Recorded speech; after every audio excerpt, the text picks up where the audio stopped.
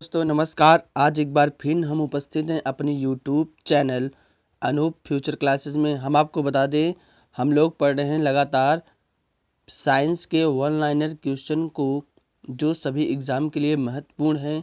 आज हम लोग विद्युत एवं चुंबकत्व के बारे में बात करते हैं। सबसे पहले हम आपको बता दें विद्युत क्या होती है, इलेक्ट्रिसिटी क्या होती है।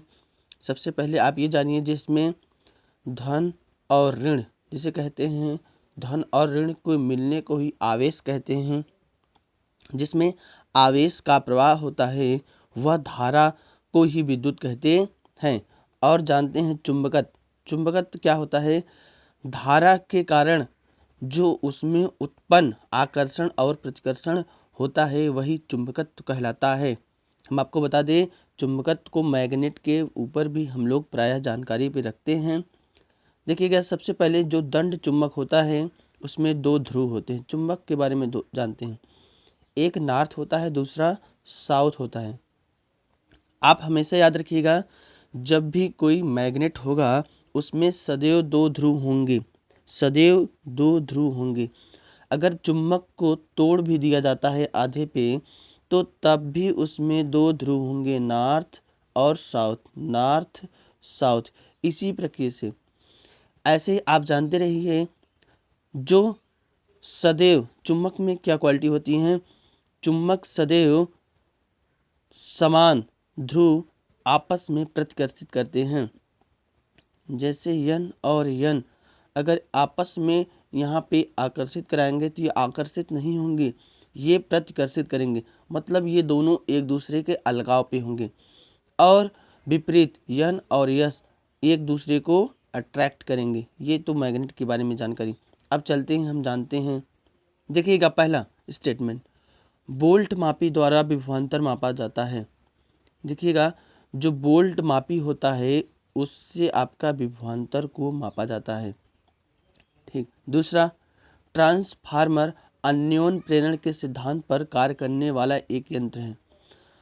आपको हम बता दें अन्योन प्रेरण क्या होता है। अन्योन प्रेरण का यह मतलब होता है कि अगर किसी कुंडली में धारा प्रवाहित की जा रही है, यहाँ पे धारा आई प्रवाहित की जा रही है, और इसके बगल कोई कुंडली है जिसमें धारा नहीं है और इसके ये पास में रख दिया गया है, तो जिस कुंडली में धारा प्रवाहित हो रही है उसके चुंबकीय बल के कारण इस कुंडली में भी धारा प्रवाहित होने लगती है।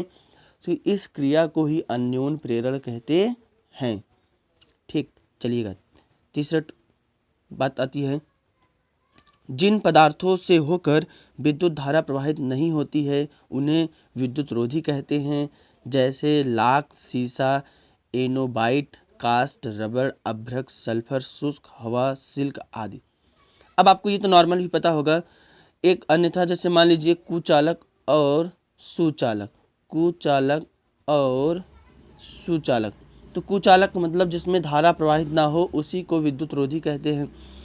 अब उस विद्युत रोधी में लाख आप जानते हैं, जो एक बल्ब होता है, बल्ब के ऊपर एक काले कलर का मोटा चपटा होता है, उसी को लाख कहते हैं। इसमें धारा प्रवाहित नहीं होती है।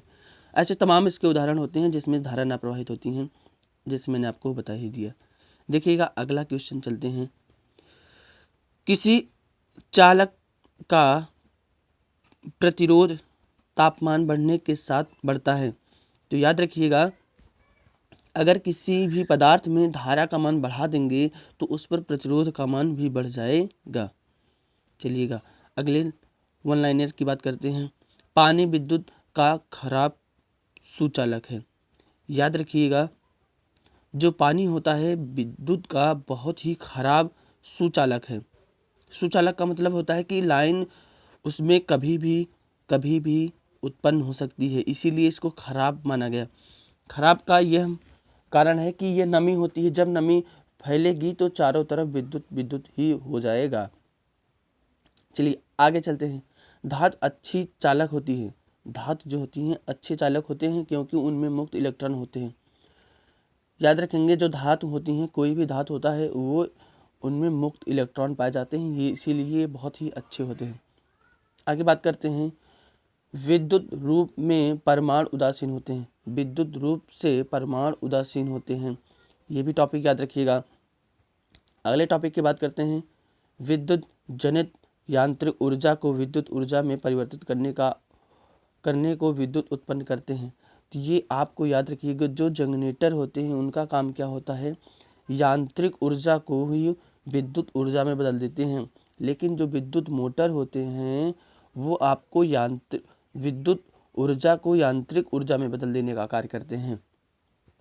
ये महत्वपूर्ण टॉपिक होते हैं। आगे चलेंगे। बैटरी, विद्युत बैटरी का आविष्कार एलेसेंड्रो वोल्टा ने की। ये आप इम्पोर्टेंट पॉइंट है, इसको आप याद रखिएगा। आगे चलिएगा। एक विद्युत द्विध्रुव को किसी गोले के केंद्र पर रखने पर गोले की सतह से गुजरने वाला फ्लक्स अनंत होता है। मतलब किसी स्थान पे कोई केंद्र पर रख दें और उस पर विद्युत धारा का गमन करा दें तो वहाँ का फ्लक्स क्या होता है, अनंत होता है। चलिएगा आगे देखिएगा। एक विद्युत घंटी किसी बेलजार कार के भीतर रखी गई हो तो उसमें भी निर्वात पंप जोड़ा जाता है। बेलजार पूर्ण रूप से निर्वातित हो जाती है, तब कोई ध्वनि नहीं सुनाई जा सकती है। तो याद रखेंगे। पानी विद्युत का खराब सुचालक है, ये तो हमने आपको बताई है। आगे देखेंगे। आवेशित कण चुंबकीय क्षेत्रों से होकर अपनी दिशा में लंबे में चलता है, तब कण की गति में अपरिवर्तित रहती है। आगे भी नोट याद रखेंगे। किसी भी पदार्थ की सापेक्ष विद्युतशीलता सदैव 1 से बड़ी होती है। ये भी आप नोट रखेंगे। 2.2 किलोवाट व 220 वोल्ट वाले हीटर का प्रतिरोध 220 ओम होता है। ये इम्पोर्टेंट है। आगे देखेंगे। चुंबकीय क्षेत्र में गतिमान होने पर न्यूट्रॉन विक्षेपित नहीं होता है, क्योंकि न्यूट्रॉन विद्युत उदासीन होते हैं। चलिएगा नेक्स्ट पॉइंट देखते हैं। विद्युत उपकरणों पर केवल तभी कार्य करना चाहिए जब वह उचित रूप से हो, क्योंकि जब विद्युत लघुपतन होता है तब उपभोक्ता को कोई बिना नुकसान पहुंचाता है विद्युत धारा भूमि में प्रवेश कर जाती है। आगे देखेंगे। इलेक्ट्रॉन को कक्षा में बांध रखने वाले बल को स्थिर वैद्युत बल कहते हैं। ये भी इम्पोर्टेंट पॉइंट है। धातुएं अच्छी चालक होती हैं क्योंकि उनमें मुक्त इलेक्ट्रॉन होते हैं। आगे देखेंगे। विद्युत पृथ्वी में एक चुंबक की तरह व्यवहार करती है, जिसकी उत्तरी ध्रुव और दक्षिणी ध्रुव होता है। हमने आपको बताया है मैग्नेट में 2 ध्रुव होते हैं, जिसे एक नॉर्थ कहते हैं और दूसरे को साउथ। आपको मैं बता दूं, चुंबक में सदैव नॉर्थ से साउथ की दिशा में चुंबकीय बल रेखाएं गमन करती हैं, और जो चुंबकीय बल रेखाएं होती हैं वो साउथ से नॉर्थ की ओर गमन करती हैं, और यह एक दूसरे को कभी एक दूसरे पर विभाजित नहीं करती हैं। चलिएगा आगे देखिएगा। विद्युत वाहन के लिए चालक धातु सबसे अच्छा समझा जाता है। विद्युत रूप से परमाणु उदासीन होते हैं। आगे देखिएगा। कैपेसिटर विद्युत क्षेत्र में विद्युत ऊर्जा संचित रखता है। चलिएगा नेक्स्ट पॉइंट देखेंगे। आपका जो नेक्स्ट पॉइंट है, एक ही वाट के बल्ब की तुलना में ट्यूबलाइट की रोशनी शीतल महसूस होती है, क्योंकि ट्यूबलाइट कम बिजली की खपत करता है। तो याद रखिएगा, ट्यूबलाइट की जो लाइट होती है वो कम बिजली को खपत करता है। आगे देखिएगा। आगत सौर विकिरण विद्युत चुंबकीय तरंगों के रूप में प्राप्त होता है। नेक्स्ट देखेंगे। सामान्यतः फेज तार के साथ स्विच को संयोजित किया जाता है। मरकरी बैटरी प्राथमिक बैटरी होती है। एक ऊष्मीय कुंडली नियत काल से बर्फ को पिघलाती है। धनात्मक आवेश वाले कण अचालक पृथ्वी की ओर गति करना प्रारंभ करते हैं और पृथ्वी का चुंबकीय क्षेत्र उन्हें पश्चिम की ओर विक्षेपित करता है। पानी में हवाई बुलबुले पूर्ण आंतरिक परावर्तन के कारण चमकते हैं। तो बस आज के लिए इतना ही। अगर आपको वीडियो अच्छा लगा हो तो आप ज़्यादा से ज़्यादा अपने मित्रों के साथ शेयर करें। इसी तरीके से वीडियो पाने के लिए हमारे चैनल को आप ज़रूर सब्सक्राइब करें। बस आज के लिए इतना। जय हिंद, जय भारत। Thank you class.